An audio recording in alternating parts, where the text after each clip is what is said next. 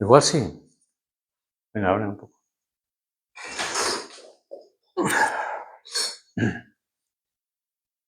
Bueno, pues vamos a hablar una vez más, un día más, de la meditación, de la actitud meditativa. La actitud meditativa es una actitud, una disposición, un modo de estar. Y tiene que ver con, podemos decir, con un cierto estado de no intencionalidad, de no calcular, no medir, no esperar, no anticipar. Es decir, de no hacer todo eso que acabo de decir de una manera continua, ¿no? Constante, innecesaria. A ver, hay que calcular, medir, anticipar cuando es necesario. Entonces, no hay que llevar las cosas al extremo, ¿no? Sabéis que la vía budista, lo que Buda plantea es lo que se denomina tradicionalmente la vía del medio, ¿eh? En este sentido, ¿no? De que hay que cuidarse de polarizarse, de irse a los extremos o de entrar en radicalidades o en excesos, y también sobre todo en rigideces. La rigidez es incompatible con la apertura a la experiencia, ¿no? Que, por otro lado, desde el punto de vista psicológico, es uno de los 5 superfactores, ¿no? Uno de los 5 grandes, que es la apertura a la experiencia, ¿no? Es una actitud, o sea, son personas que tienen, o se las caracteriza por una actitud abierta, flexible, permeable, etcétera, etcétera, ¿no?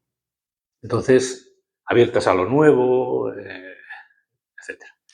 Entonces, la actitud meditativa es una actitud que no casa bien con la rigidez. La rigidez, en este sentido, es la obstinación, la terquedad,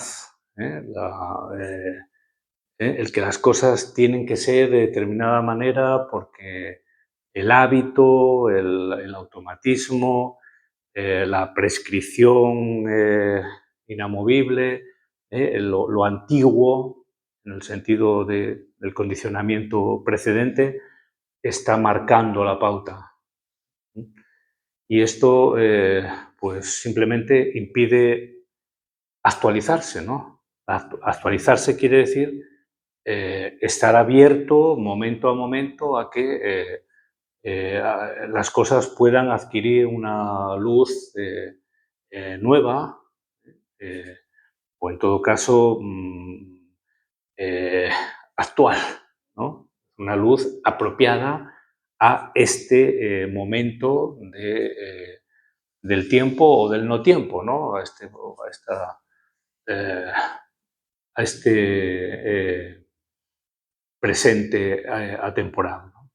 Bueno, entonces esto tiene mucho que ver con lo que en la Bhagavad Gita se entiende como que es el antiguo yoga o el viejo yoga, o el yoga que Krishna, en la trama de la Bhagavad Gita, recupera para el yogi, digamos, ¿no? Para la persona o el que está en un proceso de despertar, que está en un proceso de una vía, con un camino de autoconocimiento, ¿no? De autorreconocimiento.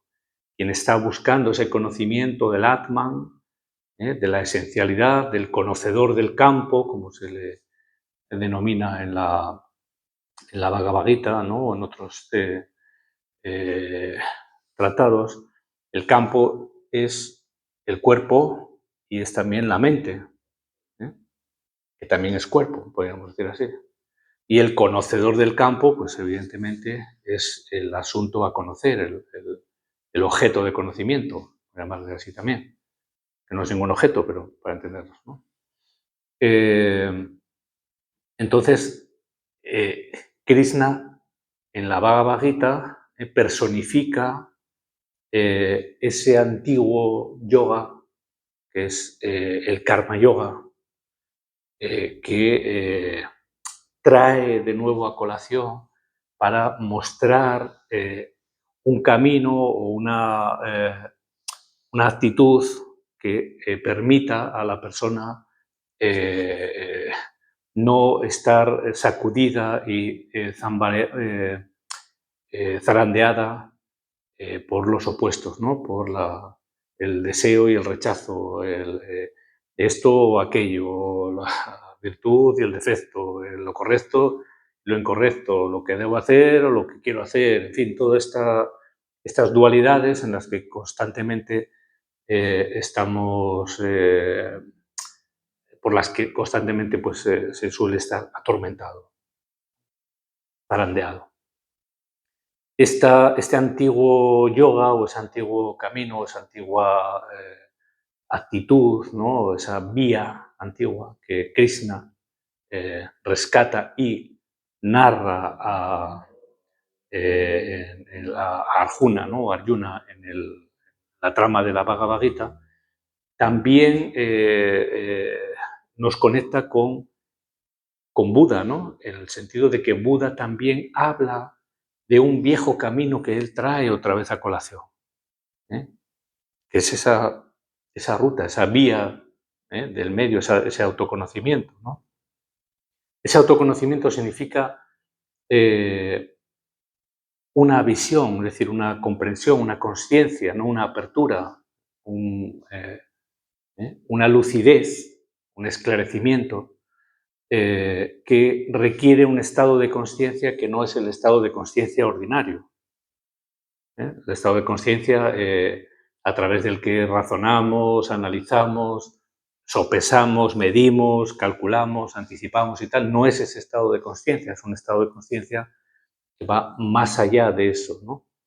Y que requiere normalmente un entrenamiento, ¿no? una perseverancia, una resolución, como decíamos la semana pasada, una actitud resolutiva, que permite una profundidad y una consciencia más amplia, más honda, que nos capacita o nos adentra en ese reconocimiento de lo que es el Atman, ¿no? De lo que es la naturaleza propia, ¿no? La autonaturaleza, ¿no? A la que se refieren también algunos textos del budismo zen, ¿no? Es verdad que en el caso del budismo, Buda habla de anatman, ¿no? Es decir, como que no hay un atman, ¿no? Y que la tradición hindú habla de atman, ¿no? De esa esencialidad, ¿no? Que respira, que es capaz de hacerla de digerir, ¿no? De hacer digestión, ¿no? De que es lo que anima todo, por así decirlo, el sustrato también, ¿no? Ya en calidad del Brahman, ¿no? El sustrato de la realidad, ¿no? Etcétera, etcétera, ¿no? Pero en el fondo están hablando de lo mismo, ¿no? Desde distintas dialécticas y a partir de diferentes rutas concretas, específicas, ¿no? De disciplina y demás, ¿no? Pero están dentro de un marco de tradición que es el mismo, ¿no? Exactamente. Entonces, el tema del karma yoga, que ya hemos hablado en distintas ocasiones, es muy interesante porque precisamente lo que plantea es el conocimiento, o sea, perdón, la acción siempre es mejor que la inacción, aunque no es posible la inacción. O sea, hagas o no hagas, estás haciendo. Siempre hay un hacer ahí, ¿no? También se plantea así, ¿no?, en la Bhagavad Gita, pero entre no hacer y hacer es preferible hacer, es preferible la acción, pero la acción que no te encadena, la acción desinteresada, ¿eh?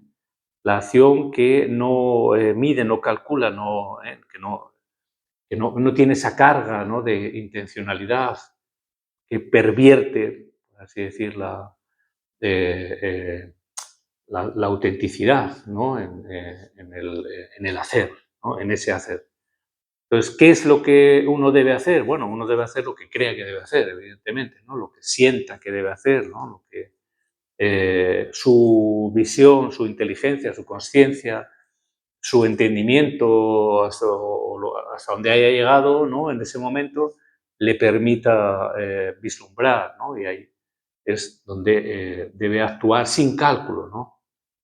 Si actúa así, entonces va a pasar esto, va a pasar lo otro. Entonces ahí aparecen todas las sombras del miedo, se conjuran todos los fantasmas, todas las prevenciones, no sé qué, al final uno queda como imposibilitado para la acción, porque entra en el cálculo, ¿no?, entra en el sopesar de manera anticipada las consecuencias. Entonces, el karma yoga que plantea eh, actúa, actúa con todo el interés, con toda la energía, con toda la dedicación, con toda la fuerza del mundo, como el que más, pero desentiéndete, olvídate, desconsidera los frutos de la acción, desconsidera el resultado, porque el resultado es el que pervierte la acción pura, por así decirlo, la acción limpia, ¿no?, la acción que no encadena, ¿no?, que no contamina, que no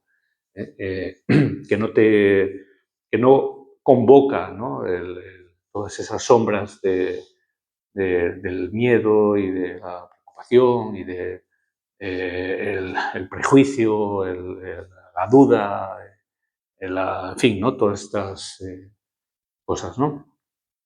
Así que en la práctica meditativa justamente, o en la práctica meditativa sin objeto, ¿no?, la meditación intuitiva, ¿no?, que ejercemos, que practicamos, es un tipo de meditación karma yógica, podríamos decir, en este sentido, ¿no?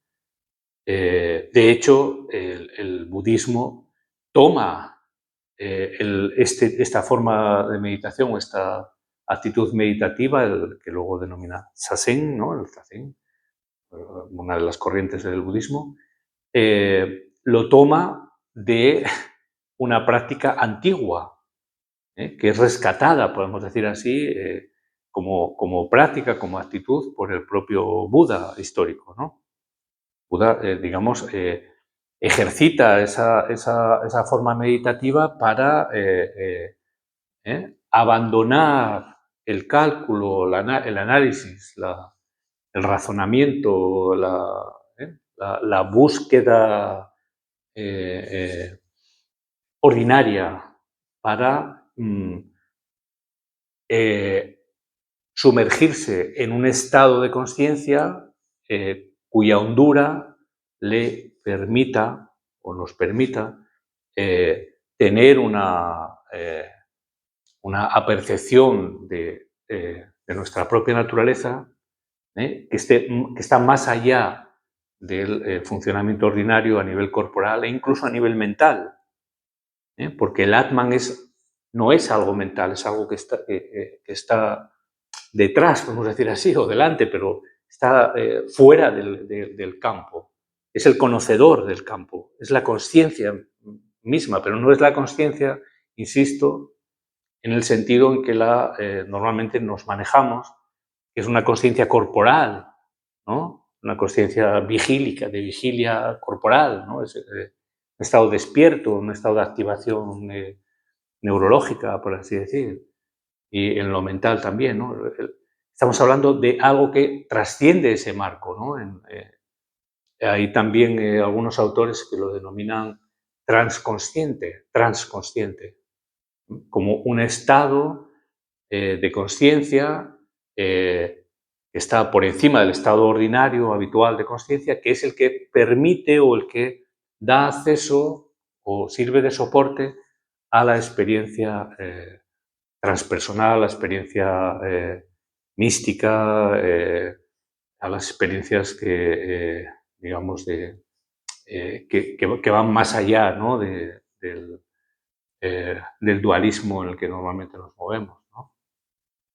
Entonces, la práctica de la meditación, o sea, el aquietarse, el estar quieto corporalmente y mentalmente, es decir, no buscando, no ideando o no empeñándose voluntariamente en seguir este o aquel pensamiento, este o aquel análisis, de dar vueltas a aquello o a esto, o querer esto, o plantear aquello, o etcétera, etcétera. Es decir, todo este ir y venir, ¿no? con los asuntos que trae y lleva a la mente, el desasirse de eso, ¿no? El distanciarse de esto, que es lo que hacemos al meditar, va permitiendo una hondura, una profundidad de conciencia que conduce a ese supraconsciente, digamos, ¿no? O a ese transconsciente, en el que habla Mircea Eliade y otros autores, etcétera, ¿no? Ese transconsciente es ese estado con esa amplitud y esa profundidad y esa libertad, sobre todo, y ese no condicionamiento que permite una aprehensión de lo real ¿eh? y de uno mismo, fundamentalmente, ¿no? De la realidad propia, ¿no? De la naturaleza propia, eh, que sale que sale del ordinario y que de alguna manera también nos hace capaces de actuar, vuelvo al principio, sin cálculo, sin intención, sin objetivo. No en un sentido de abogar por lo caótico, para nada, ¿no? Al contrario. Es decir, es un orden que promueve estabilidad y firmeza, pero sin embargo, permite una acción mucho más limpia, más eficaz, más, digamos, menos dependiente y por lo tanto más libre, menos dependiente, como digo, de los resultados, ¿no? De que esto resulte exitoso o no exitoso, ¿no? Fracaso, no sé qué, desde los distintos puntos de vista desde donde se pueda abordar las cosas, ¿no? Porque el asunto no está ahí, o sea, lo importante no es si esto, digamos, me hace ganar más dinero o menos dinero, o perder esto o aquello, o o tener más o tener menos, o ser más apreciado o menos apreciado, más entendido o menos entendido, tener más prestigio o menos prestigio, ¿no? Ser más honorable o menos honorable. No va por ahí la cosa, ¿no? La cuestión va en que la propia acción libre de la atadura, ¿no? Del estar sujeto, ¿no? Y pendiente de resultados, o del fruto de la acción que prescinde, ¿no? Del fruto de la acción, que es el karma yoga propiamente dicho,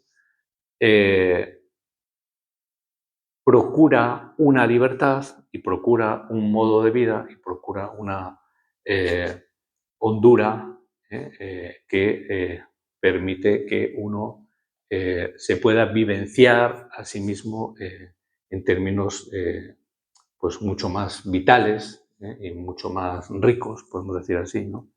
O mucho más eh, pacíficos, ¿no? En el sentido de experimentar una paz, ¿no? ¿No? Un bienestar, ¿no? Un contento, una satisfacción que no se consigue consiguiendo cosas, ¿no? Porque ya sabemos que las cosas que uno alcanza o consigue como fruto de las acciones, pues son impermanentes, son inestables, ¿no? Ahora contento, ahora descontento, ahora acierto, ahora fallo, ahora todo muy bien, ahora muy mal. Y ese camino pues es un interminable y un camino de desasosiego, por así decirlo. Bueno, pues ese es el asunto. El asunto es que en la práctica de la meditación, ¿qué es lo que tenemos que hacer? Exactamente ejercitar ese karma yoga. Es sentarse, aquietarse, centrar la atención en el presente, en el aquí, en lo atemporal, centrar la atención, no irse con nada, ¿eh? Pero sin buscar nada, sin pretender nada. Porque en el momento en que estamos buscando algo, pretendiendo algo, anticipando algo, buscando algo, ¿qué es lo que estamos haciendo? Estamos justamente en la ruta contraria o incompatible con el karma yoga. Karma yoga es acción sin estar encadenado al resultado, al triunfo o la derrota. Como diría Rudyard Kipling, tratar a ambos impostores de igual manera, ¿no? El triunfo y la derrota.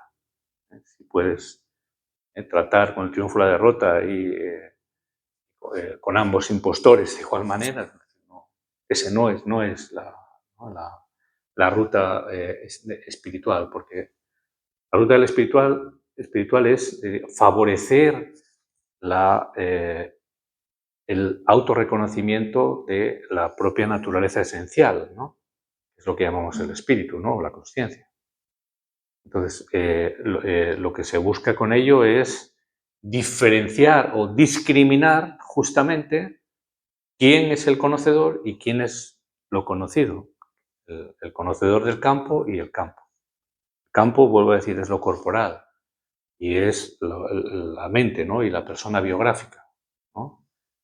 Me llamo tal, soy hijo de tal, no sé qué, hice esto, no hice aquello, tengo estos amigos, no sé, todo eso, ¿no? Eso es el campo. ¿Vale? Y el conocedor del campo es la consciencia, es el purusha, ¿no? Es el espíritu, ¿no? Entonces, una actitud o una ruta o eh, un camino en ese sentido es el que permite identificar, conocer lo esencial. Lo esencial es conocer al conocedor, es decir, el conocedor se reconozca a sí mismo y pueda diferenciarse del campo, de lo conocido, ¿vale? De lo corporal y de lo mental, como he dicho. Así que en esto es en lo que estamos, es decir, que un tiempo al día al menos podamos aparcarlo todo, abandonar toda intencionalidad, ¿no? Y quedarnos ahí experimentando, sintiendo tu corporalidad, sintiendo los movimientos de la mente y manteniendo una ruta consciente desapegada o desasida de ambas cosas, de lo corporal y de lo mental. No solamente ese rato al día en la práctica meditativa propiamente dicho, o propiamente dicha, sino que luego en cualquier momento y en cualquier situación, en cualquier circunstancia, tenemos la posibilidad de estar en esa actitud, de mirar las cosas desde el conocedor, desde ahí, desde esa conciencia que no juzga, no prejuzga, no calcula, no mide, no busca, no pretende, no comercia con, con el futuro o con el pasado, no comercia con el tiempo, por así decir, o con las circunstancias, no proyecta, no idea en el sentido proyectivo, porque es muy ilusorio, es muy engañoso. Uno hace conjeturas y cree que esto debería ser así o debería ser así o va a ser así o va a ser lo tal, y luego la realidad no es como uno la pinta. No es como uno la pinta. Puede haber una apreciación o ¿no? Más o menos certera, pero sobre todo esas apreciaciones más o menos certeras vienen de la mano de la consciencia despejada, y como es decir, así como, bueno, pues como un regalo, ¿no? Como algo gratuito, ¿no? Como algo que no es transacción, pero lo que tiene que ver con el cálculo, ¿no? La pretensión, ¿no? Todo esto pues viene de la mano del miedo, de la preocupación, de la inseguridad, de la pretensión de controlar, ¿no? Que ya hemos hablado, de hacer control o creer uno que hace control, porque en realidad luego pues, no, de control pues no hay bien poco, ¿no? Entonces, eso también implica un estado de conciencia, ¿no? O sea, un abandonarse, entre comillas, ¿no? Un entregarse, ¿no? Y permitirte vivir independientemente de lo que ocurra, ¿no? Por eso en la Bhagavad Gita, ¿no? Krishna, cuando Arjuna se viene abajo, ¿no?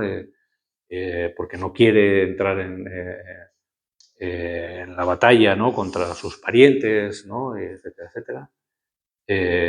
Krishna, es decir, o sea, tú haz lo que tienes que hacer, o sea, haz lo que debes hacer, tú eres un guerrero, tú estás aquí porque es necesario esta lucha, esta confrontación y tal, ¿no? No pienses que eres tú el que vas ¿no? a matar o a hacer esto o a hacer lo otro, ¿no? O sea, todo esto va a ocurrir y tú, pues lo que tenga que ocurrir va a ocurrir, por así decir, ¿no? Y tú lo que tienes que hacer es tu deber, ¿no? Tu deber es lo que tú sientes, crees o eh, ves que tienes que hacer, ¿no? Da igual si estás equivocado o no equivocado, porque ¿dónde está lo equivocado y lo no equivocado? ¿Cuál es el baremo, cuál es el criterio para determinar si algo está equivocado o está acertado? No hay equivocado o no equivocado. Lo que hay es desde dónde actúas. Luego, lo que ocurra o deje de ocurrir y tal, es el proceso vital, es la vida. Y cuando te toque caer en el campo de batalla, pues te tocará caer, y cuando te toque no caer, pues no caerás. Y así va la cosa. Así que dejémonos de calcular tanto y de prever y anticiparnos, ¿no? Tanto, porque echamos demasiada energía, demasiado tiempo y eh, eh, demasiada carne en el asador para absolutamente nada.